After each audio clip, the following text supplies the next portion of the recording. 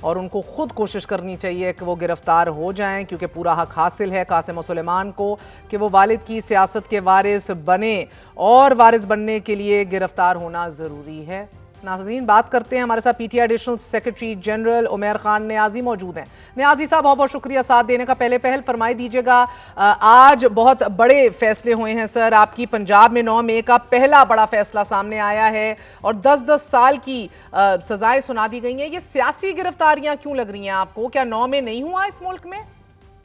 بے شک بالکل 9 مئی ہوا۔ 9 مئی کے جتنے کردار تھے ان کو بے نقاب کرنے کے لیے عمران خان صاحب نے کہا تھا کہ جوڈیشل کمیشن بنا لیں۔ آج کی جو آپ نے سزائیں دیکھی، مطلب میں آپ کو خالی ایک چھوٹی سی اگزامپل دیتا ہوں۔ آپ ہمارے leader of the opposition Ahmad Bachar کا کیس اٹھا کے دیکھ لیں۔ جس ایف آئی آر میں انہیں 10 سال کی سزا دے رہے ہیں، اس ایف آئی آر میں دور دور تک ان کا نام ہی مینشن نہیں ہے۔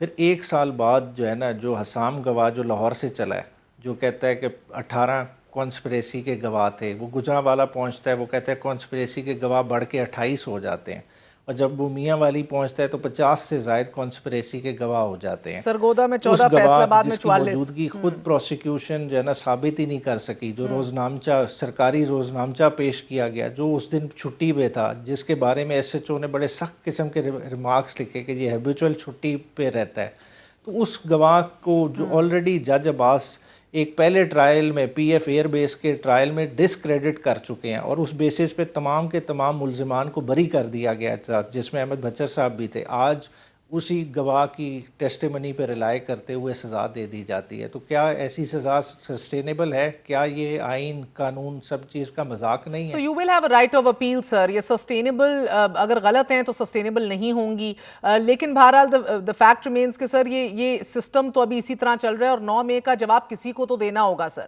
اب جیسی عدالتوں سے فیصلے آئیں گے پارٹی میں نیچرلی، اب آپ دیکھیں ڈی سیٹ کا بھی سلسلہ سٹارٹ ہونا ہے، گو کہ یو ہیو، صحیح کہہ رہے ہیں آپ، کے اوپر بھی جانا ہے، ہائی کورٹس ہیں، سپریم کورٹ ہے، رائٹ آف اپیل ہے، مگر نئی جنگ بھی تو شروع ہوگی نا نیازی صاحب۔ اگر 5 سینیٹرز پر اتنا تنازع و کنٹروورسی آپ کی جماعت میں شروع ہو گیا تو 30-40 ایم این ایز اور سینکڑوں ایم پی ایز کی نااہلی کے بعد تو پی ٹی آئی کے اندر خانہ جنگی شروع ہو جائے گی نیازی صاحب۔ نہیں، دیکھیں بات یہ ٹکٹوں کی لڑائی نہیں ہے۔ دیکھیں یہ اوور آل پولیٹیکل پارٹیز کو سوچنا ہے۔ یہ پولیٹیکل پارٹیز کو ایک سائلنٹ میسج جا رہا ہے کہ پاکستان میں پولیٹیکل سپیس کو ختم کیا جا رہا ہے، ڈسینٹ کی گنجائش نہیں ہے۔ آپ جس طرح کی بھی ڈسینٹ جس مینر میں بھی کریں گے آپ کو کرش کر دیا جائے گا، اور آج یہی دکھایا گیا، اور آج انہیں سب سے بڑا سہارا عدالتوں کی طرف سے ملا۔ اور کیوں ملا؟ وہ 26ویں آئینی ترمیم کی وجہ سے ملا کہ ایک 8 فروری کا الیکشن تو چوری کیا گیا، اس کے نیازی صاحب قطع کلامی معاف، مگر آپ نے ڈسینٹ کیا ہی کہاں ہے؟ آپ لوگ تو رل مل گئے ہیں معذرت کے ساتھ سر۔ آپ نے انشور کیا کہ اس حکومت کے پاس 2/3 اکثریت ہو، پاوے ایک بندے سے ہی ہو، اب تو یہ سکون سے قانون سازی کر سکتے ہیں سر۔ آپ کے پاس مراد سعید کو 8 ایڈیشنل ووٹ ملے، فیصل خان جاوید کو 4 اضافی ووٹ ملے، مرزا افریدی کو 3 اضافی ملے، نور اللہ قادری کو 3 اضافی ملے، ڈو دا میتھ 18 اضافی ووٹ ہیں۔ آپ اپنا ایک بندہ ایکسٹرا سینیٹر لا سکتے تھے، آپ نے کوشش بھی نہیں کی سر۔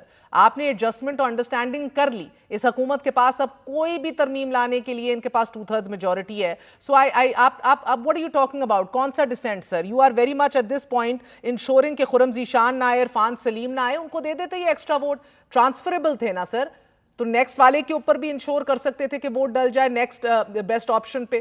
تو again I have a problem with your dissent, because آپ اندر سے ہی سر بہت زیادہ بد اعتمادی کا شکار ہیں آپ لوگ۔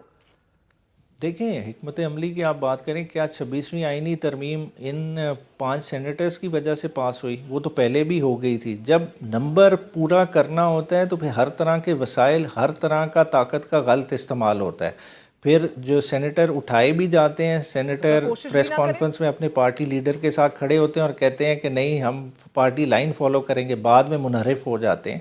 وہ تو پاکستان میں ہوتا رہتا ہے۔ دیکھیں ان سے یہ آپ کہنا کہ تحریک انصاف کی حکمت عملی شاید ڈیفرنٹ ہونی چاہیے تھی، وہ ایک اضافی سینیٹر جتا لیتے۔ ایک اضافی سینیٹر سے دیکھیں پی ٹی آئی کی سیاست پہ تو کوئی فرق نہیں پڑنا، مگر آلریڈی آپ کو ماننا پڑے گا 8 فروری کے بعد جو نظام قائم ہو گیا اور آپ کے ورکر کے مورال پہ فرق پڑتا ہے۔ جبر کے نظام کے تحت آپ 5 یا 6 اور سینیٹر بھی لے لیں، جس کو آپ جبر کا نظام کہہ رہے ہیں، آپ سر تسلیم خم کر گئے نا سر۔ 28ویں کے اور راہ میں اور کیا رکاوٹ ہے؟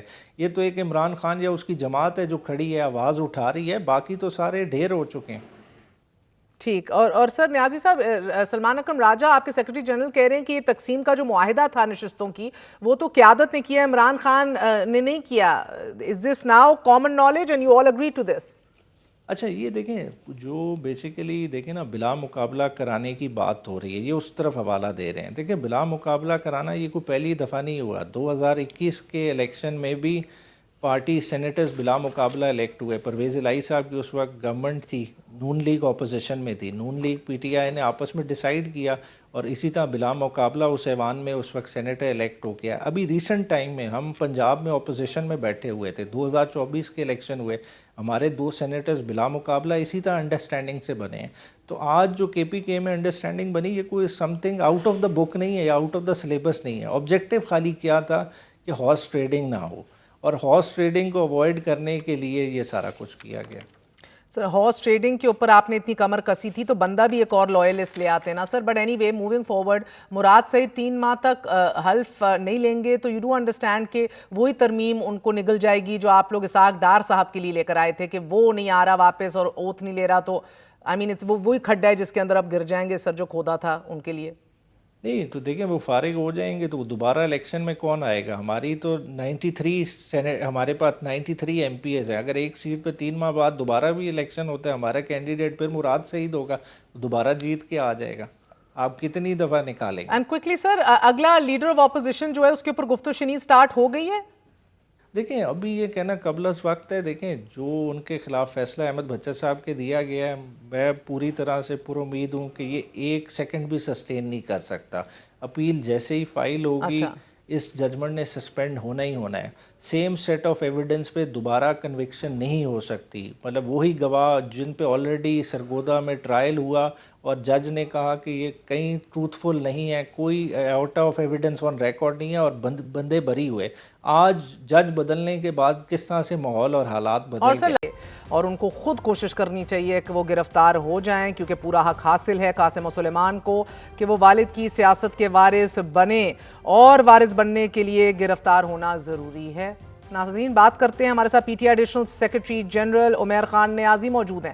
نیازی صاحب بہت بہت شکریہ ساتھ دینے کا. پہلے پہل فرمائی دیجیے گا, آج بہت بڑے فیصلے ہوئے ہیں سر آپ کی. پنجاب میں 9 مئی کا پہلا بڑا فیصلہ سامنے آیا ہے اور 10-10 سال کی سزائیں سنا دی گئی ہیں. یہ سیاسی گرفتاریاں کیوں لگ رہی ہیں آپ کو؟ کیا 9 مئی نہیں ہوا اس ملک میں؟ بے شک بالکل 9 مئی ہوا. 9 مئی کے جتنے کردار تھے ان کو بے نقاب کرنے کے لیے عمران خان صاحب نے کہا تھا کہ جوڈیشل کمیشن بنا لیں. آج کی جو آپ نے سزائیں دیکھی, مطلب میں آپ کو خالی ایک چھوٹی سی اگزامپل دیتا ہوں. آپ ہمارے leader of the opposition Ahmad Bachar کا کیس اٹھا کے دیکھ لیں. جس ایف آئی آر میں انہیں 10 سال کی سزا دے رہے ہیں, اس ایف آئی آر میں دور دور تک ان کا نام ہی مینشن نہیں ہے. پھر 1 سال بعد جو ہے نا, جو حسام گواہ جو لاہور سے چلا ہے, جو کہتا ہے کہ 18 کانسپریسی کے گواہ تھے, وہ گجرانوالا پہنچتا ہے, وہ کہتا ہے کانسپریسی کے گواہ بڑھ کے 28 ہو جاتے ہیں, اور جب وہ میاں والی پہنچتا ہے تو 50 سے زائد